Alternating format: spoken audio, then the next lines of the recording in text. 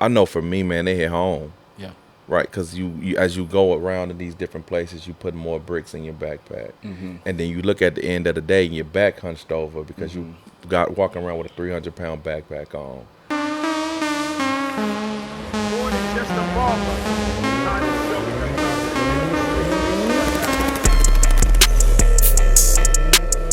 Yo, welcome to another episode of More Than a Barber. I am your host, AP, and listen, tonight we got an incredible episode where you guys are going to be able to partake in this information. I got some very special guests that are right here in the room, but before we get into this episode, I want my guys to introduce themselves. I don't want to butcher what they do. We got some heavy hitters tonight, and I want you guys to introduce yourself, man, and let us know who you are and what you got going in that particular way.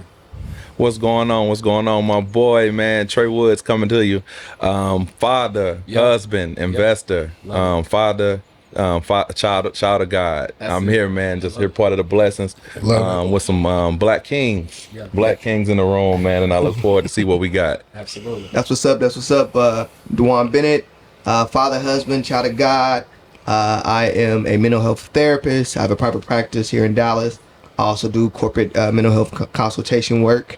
And I'm just happy to bless this stage. You feel me? Love it. I'm Jeremy Wormley. I own a real estate business. I'm a husband, 13 years married, father of 2 kids, a son and a daughter.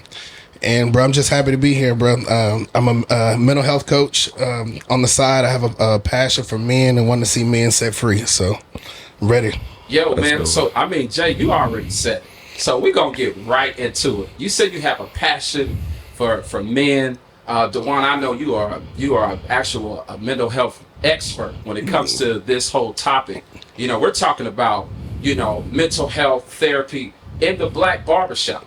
A lot of times, me as a professional barber, I talk to so many people on the daily basis. I hear their issues. I hear what they go through. But by the time they get out of this chair, they go from, they come from being, if you will, sad to leaving a whole new man. And so tonight, I really want to get into the therapy piece, the mental health piece in the black barbershop, and how you guys feel about how important it is for men to actually talk rather than the whole whatever it is that they're going through in. Love it. So, I mean, just to start it off, I mean, being able to come into a place where you, like Trey was talking earlier, you come in, line up, jacked up, everything. You just feeling defeated, feeling down, and you able to come into a place, and most importantly, a safe space, where I can unload and not be judged, not be crucified, not be, most important, like I said, judged, and be able to unload that and unpack it. So that's the first step to me, is being able to unload it and, be transparent about some of the things I'm going through. Why do you think when it comes down to men, you say unload? Why do you think a lot of men, when it comes to just what they go through, the issues that they got going on, they can't really express themselves other than just the barbershop? What do you think that is from a man's perspective? I'm gonna take it back. Okay. Take it back from generation to generation. I believe the barbershop, because as a black man, I think it's one of the most consistent things we've seen in our lives. And I go back to my grandfather, right? You go grandfather, no matter what type of male figure you had in your life, everybody spent time in the shop. Right? From a shorty, you was the shop, you swept the hair. As you got older, you cleaned the hair. After a while, they like, come here, let me sit you up and show you how to do the razor. And they talk you and guide you through these things, right? And we remember that, right? Muscle memory is a trip, right? So when we think about that, we think about the evolution of a shop. It has raised us as black men, right, from a shorty. And that's the place what we feel most comfortable with, because it's been the thing that's most consistent in our lives. So are you saying it's been more of like a pillar to the black community? It's been a pillar to the black community, because it's all we've seen it, and we've seen not only the evolution, but we've been known and been since a shorty to know, like, yo, the barber got my back. Right, the barber is the one who bought me my first honey bun. The barber is the one who gave me my first $5 and trusted me to run to the store. Right, the barber is the one who gave me my first job because they let me sweep up the hair for them in the shop. And now turn around full circle, the barber is now the person I can come and talk to about whatever it is going on in my lifetime, right? But also that barber gonna make sure I'm fresh. You know what I'm saying? So it just all plays part. It all plays hand to hand. Man, Trey, I like what you said. And I know, DeJuan, you're going to speak to this. I like what you said about how this particular industry, more importantly, the barbershop, has been something for the black community, a pillar.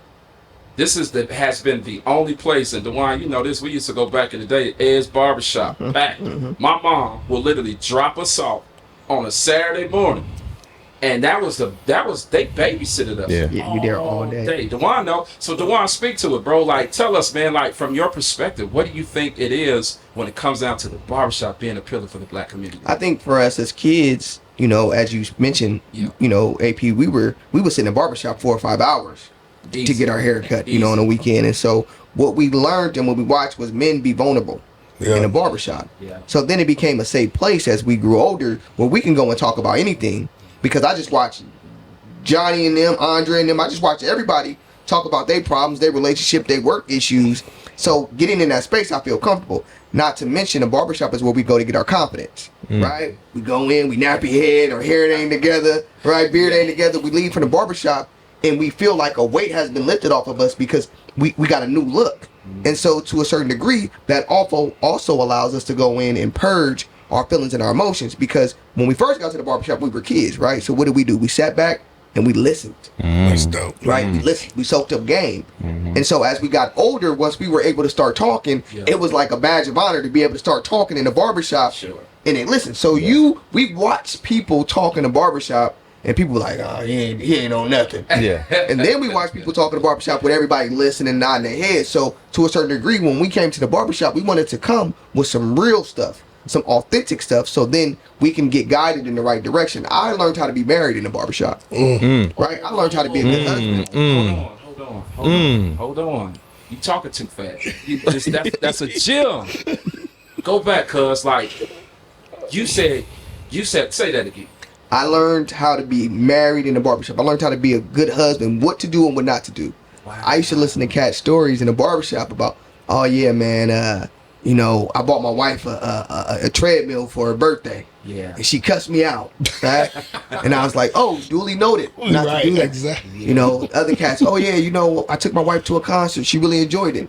Duly noted, right? So before I was even married, I was listening to other men who were married and their stories about what worked in their relationships, what didn't work in their relationships, and I just took notes, right? So I learned what to do and what not to do, just sitting in the barbershop and just observing game. And so I think that's why it's been such a safe place for us, because men talk about everything in the barbershop. Everything. So you got women that actually do brunch.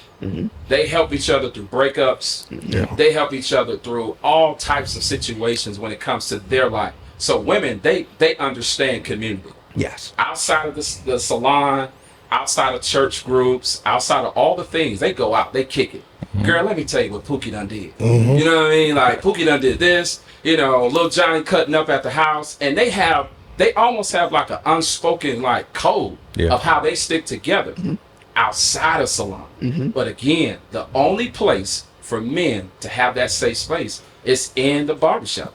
And to piggyback on that, to go back to what Trey was saying from generations, my dad cut my hair growing up. Wow. I didn't learn about the barbershop feel until high school. So growing up in the black community, you know, I didn't have men to, because, you know, you couldn't be an adult conversation. No, boy, you get over there, you and the kids. So so when I first went to a barbershop was the first place I felt like a man, like I had my own identity. Being able to have conversations with other men was my first introduction to, and I just hung out in the barbershop then. So being able to develop my relationship with the barbershop later in life, now to go back to hearing what they're saying, you know, sweet, I never had that opportunity, but I'm still reaping the same benefits, even though it came at a later age in life. So that's the safety and the safe place of a barbershop is huge for a black man. Super huge. And y'all can chime in. I know it's like, man, it's a conversation. We having a conversation. So wherever y'all want to jump in, because this is something that I've been waiting to talk about. So y'all kind of just, man, chime in on wherever y'all feel. So I think to the point of, you know, we all have different experiences with the barbershop, right? But the one thing that we did get from it as a collective was, hey, it's a place where we can go and talk. Right. And I think The hard thing for us as black men is going to spaces where we feel comfortable to talk, where we don't feel judged, right? And the way we don't feel judged is because we watch everybody else talk about their stories, talk about their issues, talk about their things outside of the barbershop. We at the bar with our partners and we want to talk about, oh man, you acting soft. Yeah, Oh man, what's wrong with you, man? So we feel that judgment, even though it's our closest ones. At the barbershop, nobody says that. You never hear nobody say at the barbershop, oh man, why are you talking about that? You soft. Right? There's always somebody who's going to give some type of feedback. And even the better barbershops is where you got the young cats cutting and the old cats cutting. Right? Balance. Because you get perspective. Right? You get that young, naive perspective. I'm 22. I'm having problems with my girl. All that. And then you got the 55-year-old dude been cutting forever. He got a lot of game and a lot of life experience. And you can see how, to a certain degree, that young cats start to listen. Right? He get that game that he may not get in his family. Think about it, guys. Unfortunately, a lot of us grew up, especially as black men, we grew up with our men being absent or in jail. Right? So we didn't have other men to really talk to us about what was going on in real life. Now, one of the barbers was the first entrepreneurs in the black community. 100%. Right? 100%. So not only did they have insight on life, they had insight on taking care of their family, you know, hustling, doing things. So that allowed us to go in these spaces and say, hey, I don't have an uncle, I don't have a dad to talk to me about stuff, but my barber, he gonna always look out for me. He gonna make sure I eat. He gonna make sure I got some money in my pocket. He gonna send me to the store just so I can keep the change because he know my situation at home. So it became a safe place that we grew up with. You know, Iman Shumpert, he said something, Trey, that it's going viral on Instagram. Like, he said, man, the barbershop, he didn't realize it, but the barbershop is the first place he realized it was like his therapist. Like, his barber, he didn't realize it. Whole NBA player realized that, yo, the barber that I had cutting my hair, that was my therapist. Like, it is so crazy how in today's world, the barber, now, I know some of y'all that might be watching this, we come last. Y'all complain about our prices, but y'all dump all that junk out of this place. But they dump on us, though. They really do. And I'm okay with it because I signed up for this. So, man, Iman Shumpert, man, he really brought out a good point that the barber is his therapist. I agree. I agree 100%. And I'm going to point something out that DeJuan said earlier on just the physical aspect of it. Right? And without even noticing to Iman Shumpert, it goes beyond the physical part of it, right? You sit in the barber chair, you come in there, they went crazy with you at work. You had 2 contracts that fell through this week. You know, you lost some money in a bad investment. You know, you bad this week, but you know, at the end of the week, I got to go to my barber because I got a wedding to go to with the wife on Saturday. Really don't even want to go because I'm not in the mood, but I need to go get a cut. So you walk. It starts from the walk into the barbershop. All this heavy, everything on your shoulder. You looking rough because you wearing your emotions on your shoulders, right? From the minute you step inside that barber chair. And the barber asks you, yo, what's up, man? So how that thing going this week? And before you know it, you start talking because you just muscle memory. You've seen that. You've seen it in shops growing up, right? And also in your relationship with your barber. But you begin to have that conversation, right? And slowly, the more you talk, the more the stress is releasing because you're talking to someone about it. And before you know it, not only did you release this stress that you've done with because you've given it to the universe, but then the barber hands you this mirror and was like, yo, take a look at yourself now. Right. And now you like, wait, not mentally I feel better, but physically I look better. Right. And what they say, if you look good, you feel good. That's right. Right. So now you like, yo, I was gonna go to the crib, man. I might not go. Now you feeling yourself a little bit. Now you can't wait for the wedding because you realize the wedding is open bar the next day, or whatever the case may be, whatever it is. So now you like, yo, you get home and you on the ride home, you might jam out to some music, and you like, yo, I really needed that. Like we'd had conversations. I'm like, bro, I needed that conversation, and not knowing. Between you and the barber, and we talk about this all the time, man. It's a mutual beneficial relationship, right? And as a black man, sometimes we find ourselves taking on a lot, right? And I say that because we find ourselves always pouring into other people's cup, and before we know it, our glass is empty, right? In this barbershop, without knowing, we've had conversations where he pour a little bit of my cup, I pour a little bit in his cup, and now I'm leaving, and now we're both leaving half full glasses with knowledge that we either needed, words that we needed, of affirmation that we needed to hear, right? And it makes both of us feel better because I've come back and we've texted each other right afterwards and we like, yo, that's crazy. It's a small, you know how things just kind of play out. But I think that's the aspects of a barbershop, right? Because it starts from releasing that just by talking to your barber, but also them making you physically, making you look better. And I seen the episode that Iman talked about, and then it made me like, yo, that's when you put it into perspective like that, that's how it truly happened. It started from the walk inside that door with everything you've had on your shoulders all week long, and just having that initial conversation takes it from the mental and the physical part of it. Yeah. Well, see, I think, just to kind of, segue, I wish more barbers wore that responsibility,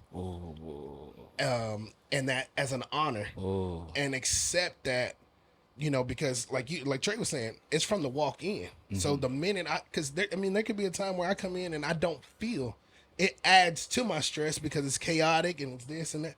But that's what I appreciate from you. Like, I walk in, you give me that comfort, and it's from that moment on, man. It's safe. Like, again, it's a mental. You given a physical safe space, which allows me to be mentally safe, and I just unload it. And you wear that badge with honor. You do. Like you, and so some barbers. I mean, that's why I say when you approach, you are more than a barber to a lot of people. Wow. And so being able to handle, and I get it, like I was telling you, you have your own personal issues and things like that. But this is where, like Trey was saying, it's a mutual. Yeah. We're filling each other's cup. For sure. We're learning together, and we're matching each other's energy to become better men at the end of the day. 100%. Real quick, Jay, my last episode, I talked about how customer service is my sweet spot. Like, all of you, minus my cousin, I pretty much got y'all in the chair and won your business, not necessarily from my skill set, but how I treated you. Right. And so if you a barber watching this episode, it's one thing to have a great skill set to cut. But if you really want to be a book barber, master your customer service. I promise you, it's going to change the game for you. And so when you talk about customer service, you don't know how somebody feels walking in. Exactly. I've heard suicide conversations. I've heard divorce conversations as a professional, and I had to compartmentalize their issue while still giving them a good product, while still saying, man, that's crazy. I've never dealt with that, but I can only imagine how he feels. And if something were to happen to him, everything connected to him will crumble. You know what I'm saying? So, DeJuan, can you just for me, I know you got something that you can speak to this. You are a whole therapist. We grew up in the same neighborhood, and you went off to get your PhD. Like, this is what you do. This is I admire the fact that you have a whole PhD degree, and this is what you do. This is your sweet spot. Yeah. Speak to how you feel like a lot of men, from a suicide standpoint, it's like a lot of men, they haven't unmasked how they really feel. They go home depressed. Some men sit in a car a whole 30 minutes after work, pulling up to the driveway before they step into the house because they're not happy. Because that's a whole nother job. And the only place that they can unpack and unload is at the barbershop. Man, it's crazy because to be a black man in America is a constant mental and physical gymnastics, right? Ooh. You're constantly trying to regulate your emotions and your feelings. Yeah. Because if you're a black man in America, you got a family, and you got a job, you got a business, you got to deal with all type of stuff just to be able to take care of your family. Sure. You got to deal with people and how they look at you, right? You got to deal with people following you in the store, right? You got to deal with so many different things. Then you got to go home and you got to deal with possibly, in some cases, some nagging, some complaining. For sure. Why you ain't do this? Why you ain't do that? And so sometimes it feels like it's just overwhelming. You don't feel like you have an outlet. For sure. And so unfortunately, because of that, trying to find a safe place where you can just be yourself, man, it's so hard. Yes. It's so hard for a black man. You got to think about it. You a black man, you just want to go one day and chill and sit at the park, right? And just take a deep breath. Somebody gonna call the police on you because they gonna say, why this black man at the park and his kids out here? Right. So where can we go? You can sit in your car. Somebody, hey, why is this weird car out here? So it's hard for us as men sometimes to find that space. And it's a blessing that the barbershop is this space because you never know what people are thinking. I get some people, man, I get clients who are millionaires, super wealthy, professional athletes, or they got generational wealth who come in my office and say, I just feel like giving up on life. Wow. Right? I just feel, and I'm thinking in my mind, man, let's trade bank accounts. You know what I'm saying? Yeah, we believe that money solves problems when really money is a resource. If you don't know what to do with the money, that's good. You might as well be broke. Yeah. Right? And so relationships that's where things grow, right? The biggest combative to depression is being socialization. Wow. Right? The biggest combative to depression is socialization. So if you're depressed, go be around your peoples. Right? Go hang out with your friends. They invite you to brunch, they'll say, nah, I got things to do. You ain't got nothing to do. You in your room crying. Go have brunch. I guarantee you your mood's going to improve because y'all going to sit around, y'all going to start talking, you're going to start laughing and joking. And so the problem is, how many people ask their brother, hey man, you okay? Yes. Right. Are you okay? Yes. Right? We say, hey man, what's going on? I'm good. Hey, I have an additional question. Tell me what's good today. Tell me what's good about your day. Well, you know what, brother? I ain't gonna lie to you, man. I'm struggling. All right, well, let's talk about it. Right? So we got to sometimes take that additional step to check on people because, man, you will be amazed who you see walking around with a smile on their face, but really in their mind, they thinking of a plan to go and hurt themselves. And we're starting to see more of it in our community because Instagram, social media tells us, oh, you got to live in this big house. Yeah. You got to drive this fancy car. You got to send your kids to private school. So there's this level of pressure that makes the dude who out there grinding, getting it in a blue collar job feel like he's not meeting the standards and expectations of society. And so it becomes a struggle for sure. I like that. I got 3 guys in here who are educated, doing their thing. As I mentioned, Tawan, you have your PhD. Mm-hmm. Trey, you literally just hit a lick, bro. You are on the cover of Forbes Black, like top. I mean, you top of the class, man. With what you got going, I'm proud of you because you a black man, a father. You're basically like a senior exec, right? And you have so much going for yourself, but yet no one will never know because you're so humble and how you carry yourself.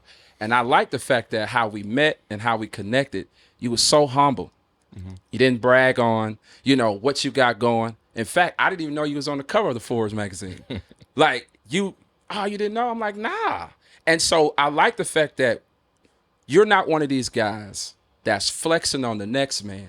But rather than you have the mindset of collaboration over doing it myself. Man, I'm proud of you, man. And I want you to just like really, really know from your barber. I'm his barber. Let me just shout a shameless plug. But man, like I'm really proud of you as a father, as a husband, man. You're really doing your thing, man. And I'm just proud of everybody here. But more importantly, man, we're right here having a conversation about therapy and about black men in the barbershop. That's dope. To the point, Trey walks around, Jay walks around, everybody walks around. Mm-hmm. Nobody knows what we do. Nope. They don't know we fathers, we husbands. Nope. They don't know the burden that we have to do. You got to walk into your office space, you walk into your company, everybody walk into their space, mm-hmm. and they got to put that mask on. Yeah. They gotta now switch it up and sometimes not necessarily say how they feel or say what's on their mind. Because the fear of the retaliation. Mm-hmm. And so that's why the barbershop is so important to our community and so important to mental health, because it is a space where we can unload. Mm-hmm. Right? I always imagine, as I always tell people when they come into my office, like imagine you being born with a backpack on, right? Mm-hmm. And everything that happened to you is like a brick. Some 5 pounds. When you was younger, you used to hear your mom and daddy fighting all day. Okay, that's a brick, 5 pounds. Mm-hmm. You moved away. 10 pounds from your best friends, 10 pounds. You lost somebody you love, 20 pounds, right? We grow up 30, 40 years old. We never unpacked that backpack. So now we got a backpack on at 200 pounds that we carrying around every day. Now here's the trick. If that was 200 pounds and I see Trey walking in the barbershop, I'm like, hey Trey, let me help you with that backpack. But it ain't on your back, it's in your mind. Right? So can't nobody see it. It's a bar. So you carrying around all this weight, all these burdens every single day and don't nobody know because Trey got to smile. Jay got to smile. We got to be friendly. Mm-hmm. And so we can't ever unload because we got families to take care of. Yep. You got family to take care of. And so what I like about the barber is the barbershop, you get in that chair, he's going to ask you questions. He's going to start asking you, hey, how's the family? Oh, how's this? You got any trips coming up? What you been up to? At some point, he gonna get to the meat and potatoes, right? He gonna get to the meat and potatoes, and so that is a substantial benefit to our community. And I hope and pray and wish that everyone can take on the responsibility that you have, and just really, care about the people that you're servicing. Ask them about themselves, and you'll get answers. Yeah. The fact of, and I know we giving you your flowers right now as a barber, right? But also something that you said about customer service, right? Mm-hmm. And I knew from the first cut, right? And I'm like, yo, this, we talk and we had these conversations, and you can go to anywhere and get a cut, right? We'll remember a cut, we will forget a cut, but something that you provide that we will never forget is the experience, right? And walking through this door is a different experience. Look what we sitting at. Exactly. This time last year, bro, you was across the hall in a quarter of this space, for sure, right? But you jumped out on faith and moved into this space for your clientele, right? So that we can be more comfortable, right? We can be more comfortable to open up to you, right? And it says, and I thought about it, and even you so good at your job that it's not your job, but you being you. Wow. You so good at you being you that sometimes it's even like on point. Like I was here 2 weeks ago, and I sat on the couch, and you looked at your clock, and you like, Trey, I got you today. And I'm like, nah, bro, I just came here to chill. I don't even have a haircut appointment. That would be me. That's what's up. That's a fact. I'm not lying. What's up. He stopped his cut. He grabbed his phone, and I thought something had happened. He was like, yo, Trey. He was like, bro, did I have? I tripping. He like, did I have? I'm like, nah, bro, I'm just in there. I'm chilling.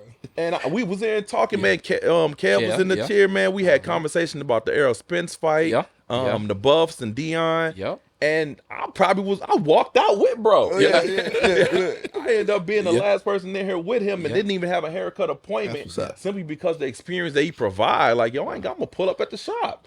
But as a shorty, I did that too.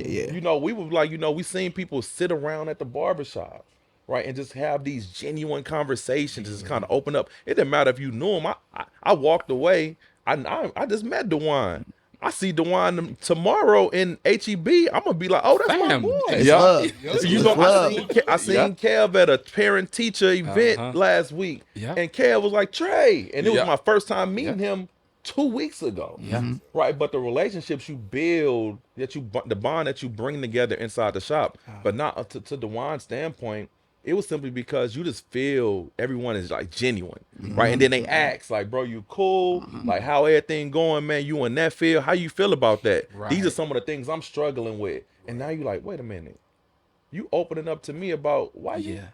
Let me tell you some things I'm kind of dealing with. Unload a little bit now. And you become more comfortable, right? You become more comfortable to having these conversations, and it happens right here within these four walls. Bro, I told you when you said, look, I'm thinking about going across the street, I'm like, yo, when you get these couches and that chair, it's gonna be a problem. I said, when you get this set up, it's gonna be a problem. I was like, people are gonna come in, they'll sit, and they don't have cuts, but it's just the experience that you provide, man, of just being you. It's like you said, it's literally, your title is more than a barber, but you're truly more than a barber. Wow. Right. And it stood out from day one because it was like, yo, what you do for work, man? How you doing? How the family doing? It's always that. My wife have brought my son in here without me. And I'm like, he'll go next door when my son getting hair braided and go check on my son, or my wife will come here and bring my son in to get his hair lined up, and I'm out of town, and I'm like, I'm gonna tell AP, I'm gonna shoot him over to him real quick, and he like, nah, man, that's my little homie. He cool, like y'all good. And without me being there, how much confidence I have or how much trust I have in him with my son, because we know we take it to a different level with our kids. Right. But for me, not only to be here with my son, but now my son has his own relationship with him. At 6, you know what I'm saying? They come here and they have their own dynamic conversation. They talk about football every time he sit in that chair. And I tune them out. I'm over on my laptop and they having their own thing going on. But now he's like, I told him tonight, I'm like, he like, where the event? I'm like, I'm going to AP. He was like, can I go? Wow. I'm like, I can't take you tonight. That's cool. That's what's up. That's what's up. But it's just those things. So now he feels comfortable. He like, AP ain't a stranger. If I see AP out, Now it's that's AP. Like you don't know AP. Like that's how he feels. Yeah. So it's just we that's been kind of etched into our brain as youth, and I think it's continuing on. It's only gonna continue to get better. But it's only because of the experience that this person that's on the other side of us provide to us as clients. Man, I appreciate y'all flowers. I'm really honored. Here's what I learned back in California. I had an experience when I was just an actual customer. I went inside of a barbershop, and the barber was super arrogant. Like, he could cut. I ain't gonna name the shop. DeJuan, you know the shop. We'll take offline. Okay. I went inside the shop and didn't speak. Told me to sit up in the chair, bro. You know how to sit up in the chair. This is how you talking to me. I'm supposed to pay you, and you talking to me like I'm crazy, right? And the whole time I didn't say nothing else because he made me uncomfortable. And I vowed to myself that I will never treat a customer the way I got treated because I felt like I didn't even want to engage. And people don't care how much you know until they know how much you care. Right. Right? And so when you know that this person is giving you a good service and they're going to treat you right, you bound to tip. Yeah. But if you treat me like I don't belong, it's over with. I'm finding a new barber. And so I'm a third generation barber. My grandfather was a barber. Dad was a barber, and I have 2 brothers that's barbers. And so I've learned how to treat people first and then work on my craft. So if you're opening up a shop, build from the inside out and not from the outside in. Learn your product. Your product is you and how you treat people. And then go and advertise. Because if you don't got a good product, which is you showing your I always say SOE, service over everything. Man, that's a game changer. Yeah, I'm telling you. That's a game changer. Learn how to treat people. Be a listener. You got 2 ears for a reason. Listen twice as much as you talk, and they'll tell you everything you need to know in that one conversation. And so I appreciate it, but I will say I learned how to treat people first. And Worm, I know for us, man, we go way back. And so I would say learn how to treat people in that, but then also, man, you went through something. I wasn't gonna go there, but yeah, I want you to go there because the last time you came in here, you pulled me to the side. You said, "Man, I'm coming to talk." Yeah. I said, "Man, pull up. I want to hear what you got going, all the things." So you went through something. I want you to share because I know that it's gonna be impactful. I wasn't gonna go there until Trey brought up experience. Yeah, and because I wasn't gonna, and so I want to talk about a personal experience for sure. When I first met you, when you first started cutting my hair, I was, borderline divorce. I already had my kid. This was 2021, late 2020, early 2021. We finally ended up separating, but you walked me all the way through. That was the first time I got to experience real vulnerability because we were separated. I thought I was at the top of the world, and she thought, she was a stay-at-home mom. I was making more money than I ever made in my life, and it was just like, it was done. And you were able to talk me through a lot of this, really, and just hearing myself explain that stuff to you. And, finally, 4 months later, even through that time, see, this explain, and not to just give you your flowers, but this says more about you as the person. Because during that time of separation, I was paying for 2 houses and all that. I drove an hour to get here. I couldn't afford to come out here anymore. Right. And pay for the haircut and all the things that I had going on. Right. You never stopped being my boy. You always checked on me. You always, and I said, I will never neglect that relationship. And so, fast forward, me and my wife ended up working out. You talked me into getting into therapy and things like that. And so, I really found out a lot about me. So fast forward to today, I hit you up a couple months ago. AP, I need to talk, bro. It's time. It's one of them times. It's time to talk. And I wanted to more so. God had already put this vision in my heart. I needed to come see AP to validate it, and you validated. Wow. Because that's all I wanted was to get out here, get in your chair, in your presence, because I needed more than a barber. Wow. I didn't care about the haircut or nothing. I said, but if I got to book time just to get you, I'm going to schedule a haircut.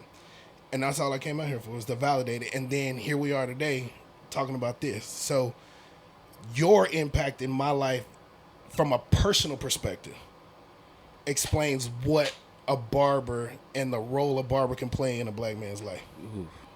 because now now I can say, my whole family's back together, and I would have been another black father outside of my kids' outside of my kids' lives. But now my family's back together. We just bought a house in Denton. Let's go. And so like everybody's together. Now I'm able to, there's a different level of trust with my wife that I can come do a podcast at 8:00 at night and tell about my experience. Let's go. Because of the seeds you planted. Let's go. A barber planted. Let's go. Yeah, hey man, shout out to you and your family, man. I know for me, man, that's in itself. I appreciate that. I really do. I appreciate that. I feel like this, man. Any barber should take on the responsibility to not just serve as a barber. Like I'm telling you, there are so many people that's getting into these chairs that's really, really going through. They are afraid to unmask until they find that barber. And just because you can cut doesn't make you that perfect barber to talk to. Yeah. Man, that's facts. You know what I'm saying? That's facts. Yeah, like for real. Like, you could be a cold barber. I mean, man, and I know some cold barbers. Customer service trash. Don't even talk to you while you're in. How awkward is that? Sitting in the chair, I ain't talking to you, you ain't talking to me. All right, $50. Once you get done. Never coming back. So I like to put myself in y'all shoes, because there's a lot of times I be wanting to dump on y'all. Bro, I'm going through it. Like, I'm going through it, bro. But it's not about me. Yeah. And y'all already know that. So let's speak to the man who's struggling with his marriage, who's struggling in relationships. Because I like to say it like this, man. You attract who you are. I had that conversation earlier. You attract who you are. Some men don't think they got any issues.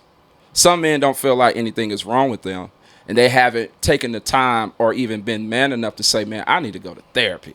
I spaz out every single time somebody hit that trigger.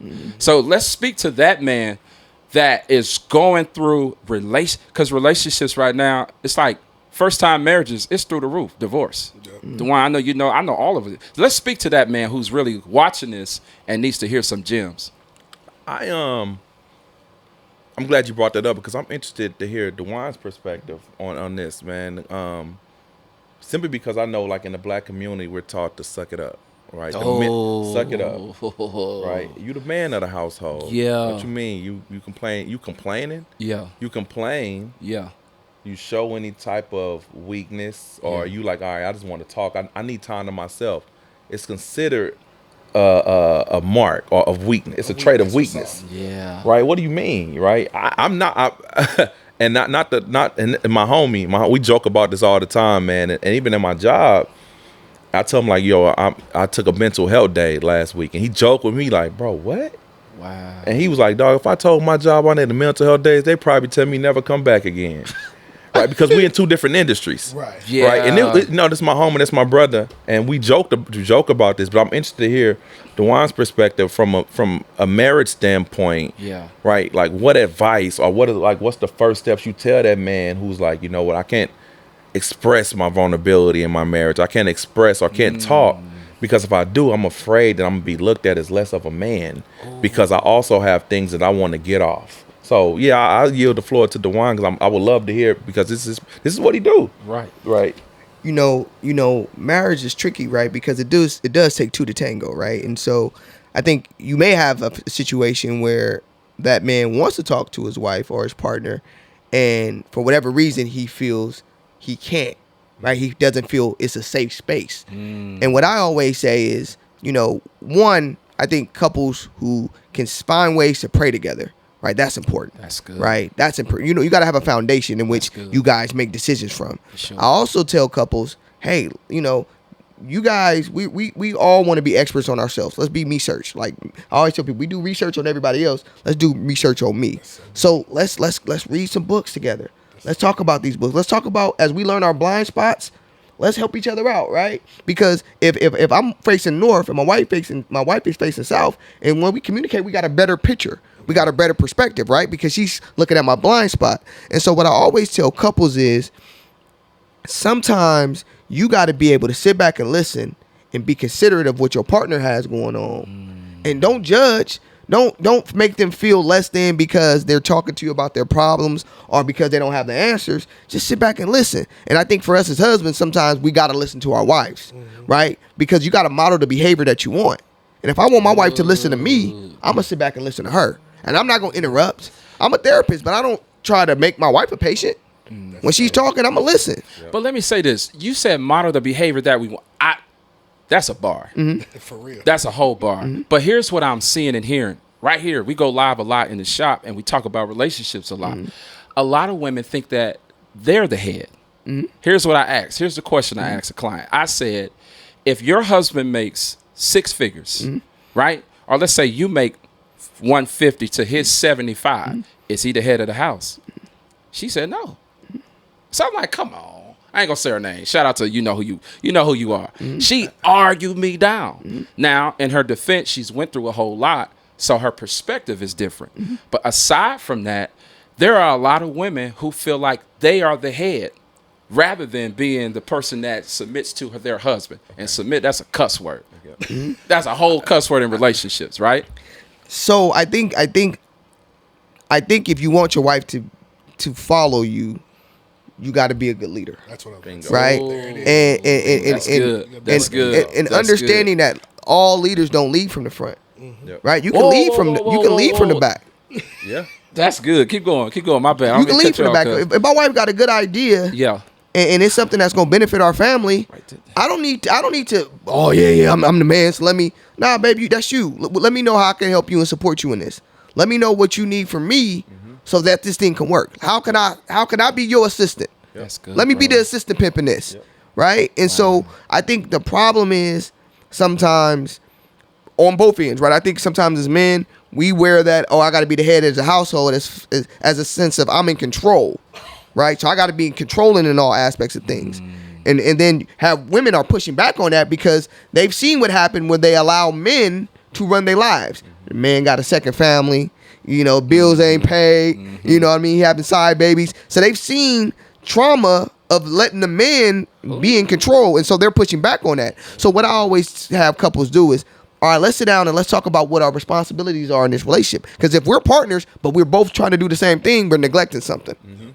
Right? So let's sit down and let's break down our lives. Hey, these are the areas. Listen, I always tell people, I make more than my wife. Okay, that's fine. But she's better at finances than me. Right? Right? Mine too. I'm gonna pay a bill. I'm gonna pay the bill. They say you got from the 1st to the 15th to pay it. I'm paying on the 15th. That's me too. I might be 16th. On the 16th. Yes. My wife gonna pay it on the 1st. Yep. Wow. So I had to. We when we first got ready to move out here. Yeah. We've been here 7 years. So when we first moved out here from Oklahoma, I had a counseling agency. I'm closing down my counseling agency because we moving, right? So we moving. I got a bunch of money coming out of different places. I ain't paid a mortgage, right? Slipped my mind. I ain't paid a mortgage, right? So mortgages didn't get paid. They called the wife job, right? The wife called me like, you ain't put a mortgage. I'm cussing her out like, what you doing? Call me. And then I had to realize, DeJuan, you pay everything late. She pay everything on time. Start letting her take care of that. Start letting her she's better at it. But I'm the man, so no, I'm paying it. No, you gotta understand that you marry somebody because of the gifts that they have. They're bringing something to the table. Let them shine and they'll let you shine. But if we're both searching for the same light, because there's only one light that we're creating, then we're gonna have conflicts and we're gonna have resentment. And now it's about what I do. Oh, I do this, I do that. You don't do this, you don't do that. Instead of being able to recognize, hey, the things that we do allow our family to grow. And so as men, we got to understand that you can lead from the side, you can lead from the front, but importantly, you can lead from behind. 100%. I couldn't. That was a mic drop. Because it's a fact. Yeah. And I was going to speak to that. Like you said, now we find ourselves putting the leader on a monetary stage. Right? Yeah, you can say I make more than my wife. She make more than me. What? It's the same question. Like if the wife made more, you gonna tell the man who's the head of the household? But all leaders don't lead from the back, and he's making a perfect case. Or I tell people all the time, I'm like, people see one thing and they may see the life I provide for my family, the life I provide for my family, the life that we have, and they may say, you got this, you got that, and I'm like, yeah, she the boss. And I'm not lying. I tell them all the time, like, yo, she the boss. And I tell you why, because she handles all the things on the back end that y'all don't see for me to be able to do what I do. Yep. Right? The reason I can do what I do because she makes sure those behind the scene things are taken care of.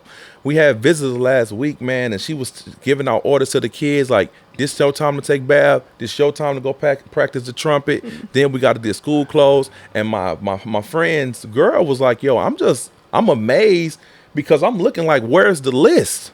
She's like, if I would have been throwing out these orders, I would have needed a list to do these things. But my wife have it in order, right? And she has it like that muscle memory. It's priceless. She does it so well. And like you said, we don't always have to be the one that's like, I do this, I do that. Let her do what she do best because she's better at it. And it's genetic, right? Go ahead. No, the biggest thing that I picked up from what both of y'all said is being self-aware.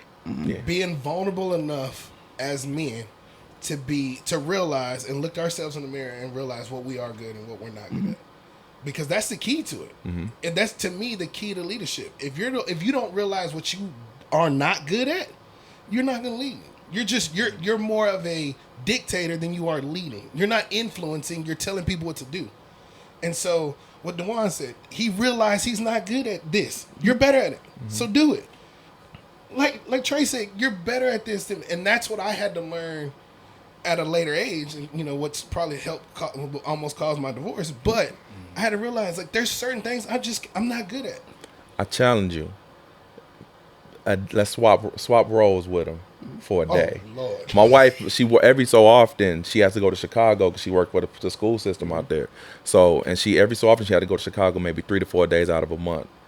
And those 3 to 4 days, I do not look forward to it because I got to do drop-offs, pick up, pack lunches. Today she's sending me a list. Okay, King got swimming lessons at 5. Carmen has it at 5:45, and then you have to drop her off at the church at 6:30. I'm like, yo, I shoot at 8 o'clock. I'm like, what? Wait. Well, I'm like, all these things you told me, it's not enough hours in the day to do this. Right. So I'm like, wait a minute, and I'm only doing this for 2 days. Right. You do this every day?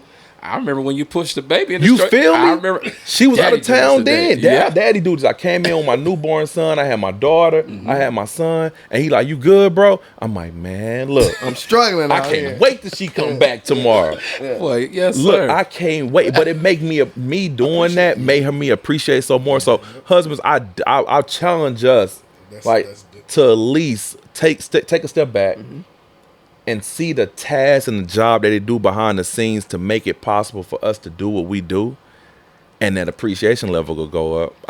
I'm just all I'm gonna say, because it definitely have made open my eyes more because we men. Yeah. From the outside looking in, we like, oh, that's easy.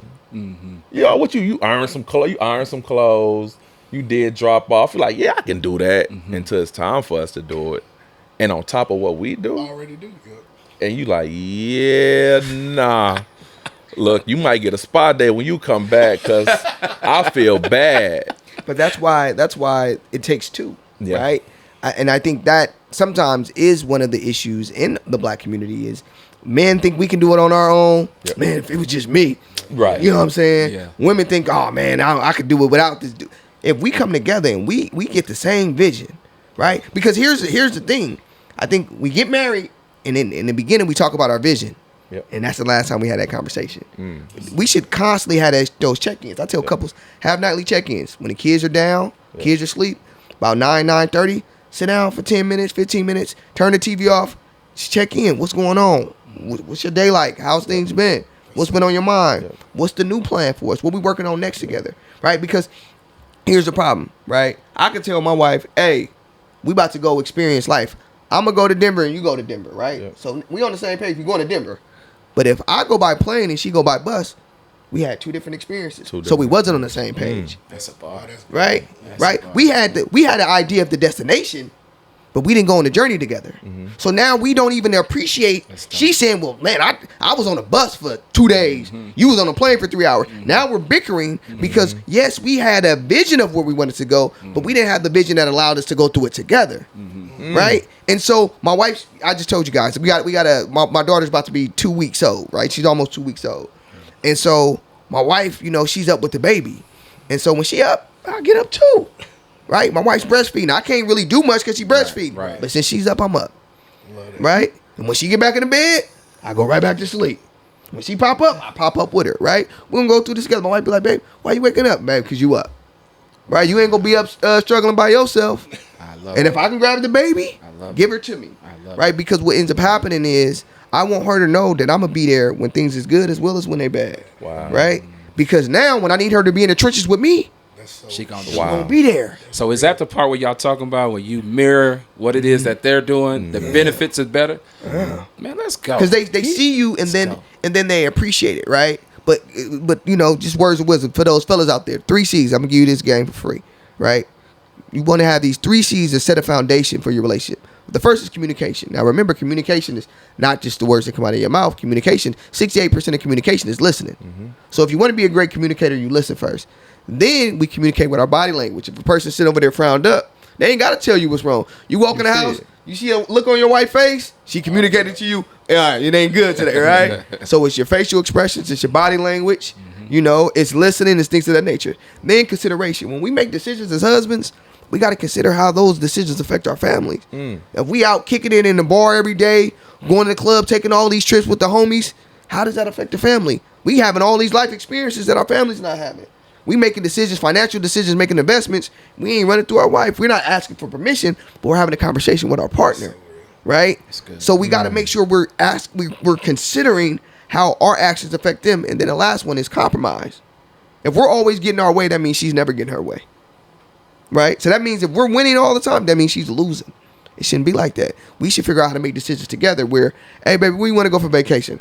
Oh, okay, I want to go to New York. Oh, I want to go to L.A. Okay, well, baby, we're going to go to New York this year. We'll go to L.A. next year. Oh, we're going to go somewhere else. Figure out how to meet in the middle to where we both walk away from things feeling good.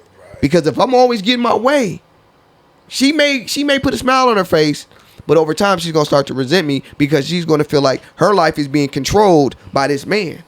Nah, baby, what you want to do?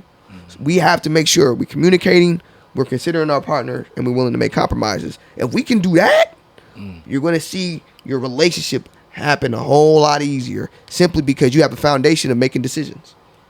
Man, y'all talking real good. Y'all talking real good. He just dropped something He crazy. just dropped something He might want to drop his practice address in. Here's what I'll say to this. I'm in my head like straight Jill. I want to take notes too, but he talking too fast. My bad. I'm glad it's recorded. I'm glad it's recorded. I'm glad it's recording too. Because I remember as a barber back in my early 20s, man, I used to be getting into it. I'm in a relationship, arguing in front of my clients. Shut up. You know what I'm saying? You shouldn't have did this and everything else. And I think relationships for a lot of barbers is a big issue. It's a big issue. And I think when they watch this episode, even if you're not married, you still could take some gems from what y'all are talking about. Because the number one thing is this. A barber can have a bad morning with his girl. Everybody getting butchered. You know what I'm saying? Everybody getting Hey, bro, I'm butchered. gonna catch you the next time. Hey, homie, I'm going to see you on the next one. Y'all good? Y'all good? Okay, well, yeah, let me sit down. Everybody, for real, because that affects you. Like, for real. I ain't lying, bro. She make you mad. You know what I'm saying? And they sharing a car. You know, they sharing a car. They arguing all the way to the barbershop. And whoever is in that chair, they going to feel your energy. Yeah. Then, not to mention by your third cut, she calling you. She don't care about who in the chair. She don't care about what you going through, what you going through. We already talked about how, man, we go through a whole lot. We really do. I heard this analogy that put 5 women in a circle. Put 5, whether you're married or just in a romantic relationship, put them in a circle, take your shoes off, and put your husband or your boyfriend's shoes in a circle. Now put your foot in those shoes, and look at how big those shoes are. You can't fit his shoes, which means our role is the size of our role don't compare. So I think when you talk about roles in relationships and in marriages, I'm not married yet, but I feel like when it comes to that, these conversations are going to help. Like you said earlier, when you grew up in the barbershop, when we all grew up, man, this is what they used to talk about. Like, yeah, bro, last night, Yeah, it is. You know, even college experiences. And so I just appreciate this conversation because mental health therapy is it's underrated when it comes to the black community. Only 25% of black men go to therapy. That's crazy. 1 out of 4, right? But That's we deal crazy. with the most issues in the world, right? How many? What's the percentage? 25%. Only 25% of black men have ever stepped into a therapist's office. That's Now, that's only counting for the people who stepped in. We're not even talking about maybe 12, 13% that actually continuously go to therapy, right? And so we deal with the most. There's this test, guys. It's called the ACEs, the Adversive Childhood Experiences, right? It asks 10 questions. Have your parents ever been divorced? Have anybody ever cussed you out? Anybody ever, touched you? Have you ever lost somebody you love? Did you grow up did you ever feel hungry or something like that, right? It asks 10 questions. I remember as a therapist, I'm giving my clients these tests and I'm giving it to white people and they got 1, maybe 2 adverse experiences. And once the pandemic happened, I started getting a fluctuation of black people coming in. So now I got all these, I'm seeing black people getting 6s and 7s, meaning they done went through 7 of these traumatic experiences in their life that shows that the more experiences you've been through, the less likely it is that you are going to be able to function as a normal member of society. Once you get to 6 and 7 experiences, they're saying that you're likely going to have substance abuse issues. You're going to have, in and out of jobs and things of that nature. But I'm looking at them saying, man, black people 5, 6, 7. Yeah. We done been through all these experiences. And you mean to tell me we CEOs of companies, right? We out here having families, doing great. We are the strongest people, but we need to have spaces where we can talk about those things because that backpack, it only gets heavier if you never find a space to unload it. And now, like AP said, he butchering people's head because he got 200 pounds on his back. So he thinking about why his back hurt instead of why he can't keep his hands straight. So then when he starts to learn to unload, he like, oh, this feel good. So now, that's why we go to the shop. Because every time we walk in that shop, we greet it. Sometimes we walk in our houses, we ain't even greet it. We're met with a demand. Hey, did you get them groceries? You walk in that shop. Hey, yo, Trey, what's up, man? Feel good. Now your chest is out. You got to sit in that chair. You got to have your posture straight, right? Your shoulders up. You got to have a level of confidence. And so the barbershop gives us a space where we can let that backpack down. And I think that allows us to go out and be better men, better husbands, and things of that nature. This is good. Wow. So man, we're gonna wrap up with this, man. I mean, we have to do a part 2.